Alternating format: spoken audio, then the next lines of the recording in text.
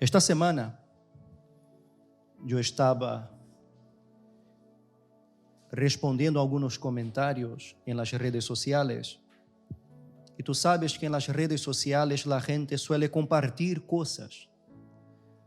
Suele compartir mensajes, fotos, frases. Y una persona compartió una imagen con una frase que decía: vive tu vida a tu manera e não te arrepientas de nada. Era a frase que a pessoa havia compartido. Vive a vida a tu maneira e não te arrepientas de nada. Este é o pensamento deste mundo. O mensaje deste mundo é que nós podemos fazer o que nos dá a gana e que nós não temos que arrepentir-nos de nada. E a gente abraça este mensaje sem entender quão peligroso é. Porque este mensaje de que uno não tem que arrepentir-se de nada é muito, pero muito peligroso. É peligroso a nível espiritual, como vamos a ver, e é peligroso também a nível humano. Porque se uma pessoa a nível humano não tem que arrepentir-se de nada, significa que a pessoa crê que não tem que cambiar em nada.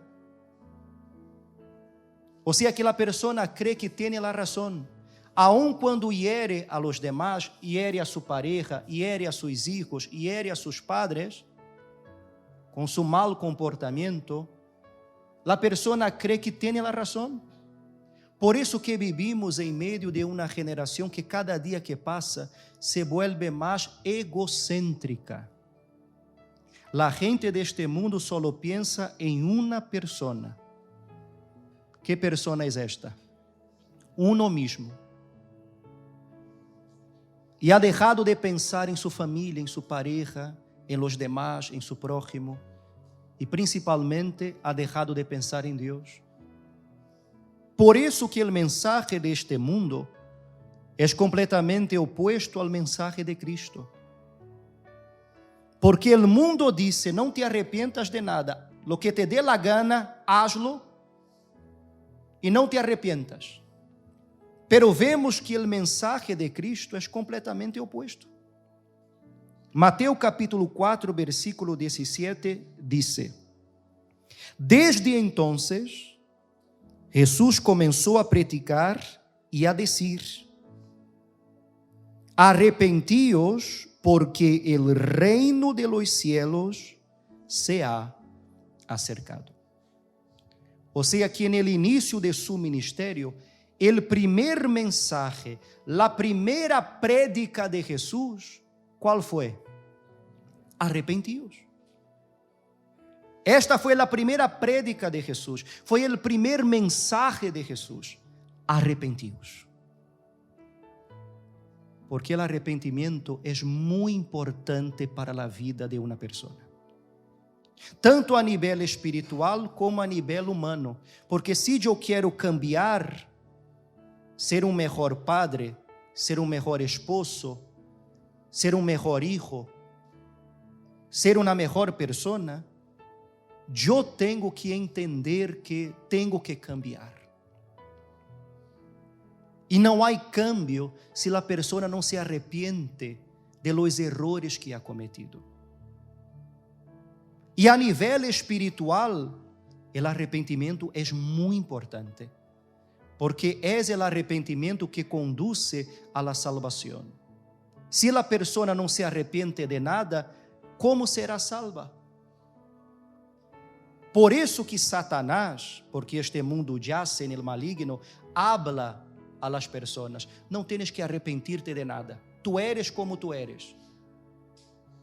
E é por isso que vemos tantas pessoas egoístas, egocêntricas, orgulhosas, rencorosas, vengativas, que não pensam em los demás, que não valoram a sua família, a sua pareja, porque a única pessoa que eles se preocupam é consigo mesmo. E é por isso que vivem uma vida tão vazia, tão destruída.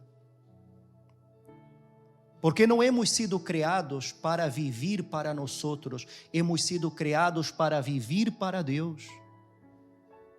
E quando hablamos acerca de arrependimento, há gente que confunde arrependimento com remordimento.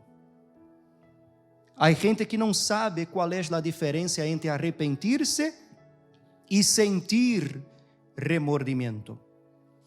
Porque tanto arrependimento como remordimento têm um sentimento de tristeza. Uno siente tristeza.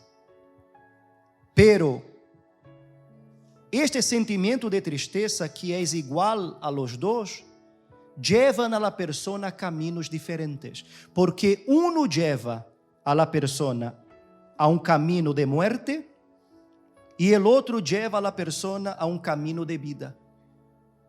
Qual é a diferença entre arrependimento e remordimento?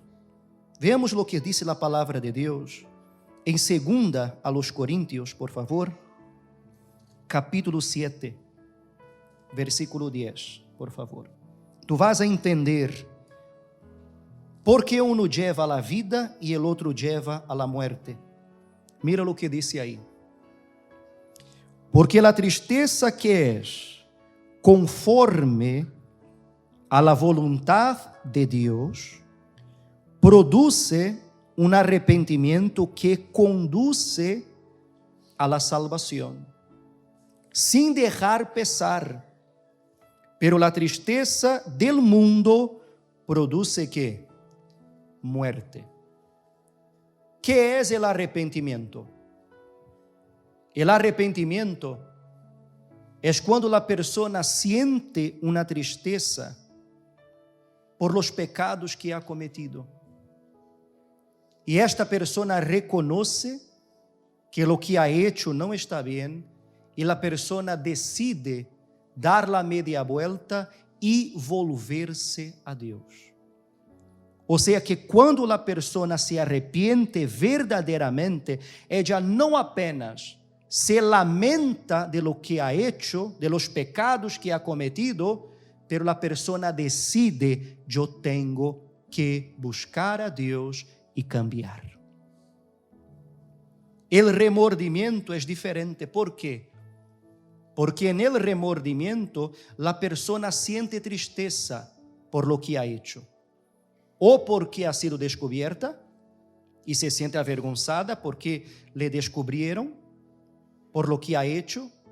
La persona llora, se siente avergonzada, se siente triste, devastada, o porque en el fondo su conciencia le remuerde y sabe que lo que ha hecho no está bien. E a persona llora e promete que nunca mais vai cometer aquele erro, nunca mais vai a praticar aquele pecado.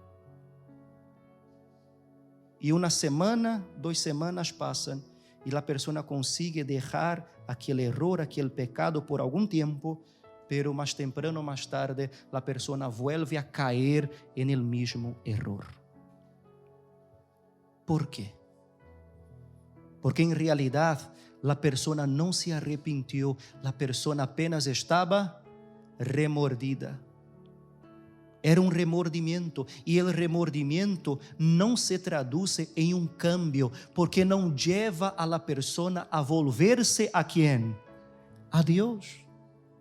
Para que puedas entender a diferença entre remordimento e arrependimento, é solo ver o caso de Judas e o caso de Pedro. Los dos hicieron parte del grupo de los 12. Los dos anduvieron com Jesus durante 3 anos. Vieron coisas com seus próprios ojos que nadie mais pudo ver. E los dos fallaram a Jesus. Los dos pecaram. Judas vendeu ao Senhor Jesus por 30 moedas de plata. E Pedro negou a Jesus 3 vezes. Ou seja, que os dois falharam. Os dois pecaram. Pero vemos que los dos tomaram caminhos diferentes. Uno tomou um caminho que le condujo a la vida e el outro tomou el caminho de la muerte.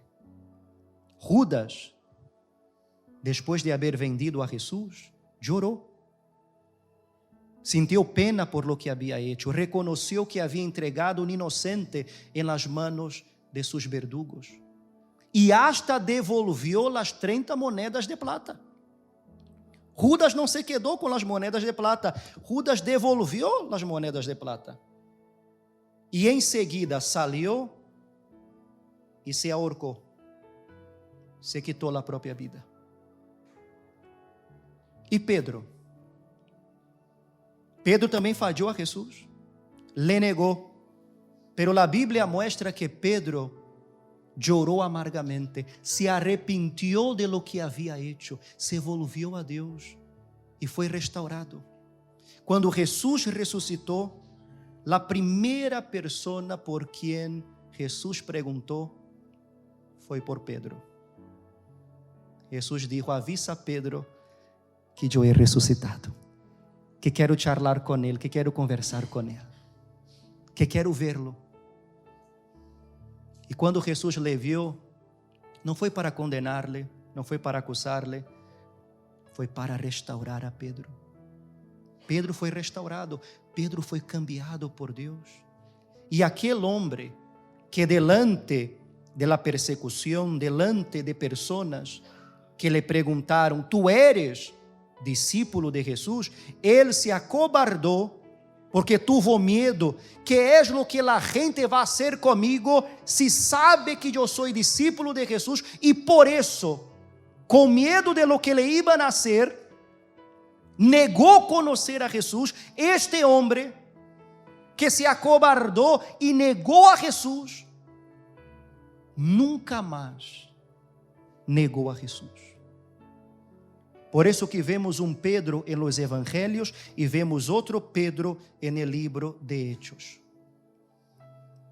Vemos um Pedro corajoso, vemos um Pedro valiente, vemos um Pedro que predica com confiança. E quando as autoridades arrestaram a Pedro e lhe ameaçaram dizendo: se continuas predicando o nome de este Jesus, te vamos a executar, te vamos a arrestar, te vamos a torturar e te vamos a matar. Pedro, el mismo Pedro, que quando lhe perguntaram: tu eres discípulo de Jesus? Ele dijo: eu não le conozco. Jesus? Quem? Nunca lo vi em minha vida. Quem é este Jesus? Este mesmo que negou a Jesus, agora quando lhe ameaçam de torturá-lo, de matá-lo, ele mira seus olhos e diz: tu puedes hacer lo que tu quieras comigo, pero te digo uma coisa, mi boca não se vai callar. Eu nunca vou a negar a mi Jesus e eu nunca vou a deixar de predicar su poder, su glória e a salvação que Ele nos trajo a través de su muerte e de su resurrección.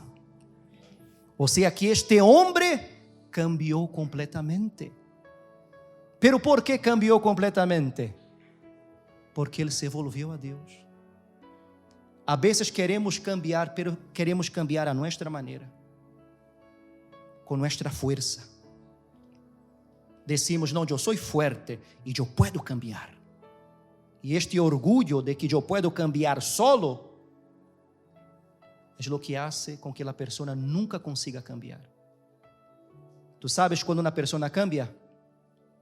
Quando ela se vuelve a Deus e ela diz: Senhor, eu reconozco, solo eu não posso cambiar. Eu te necessito, por favor, ajuda-me. Quando eu me vuelvo a Deus, me arrepiento, me convierto, en este momento mi vida cambia.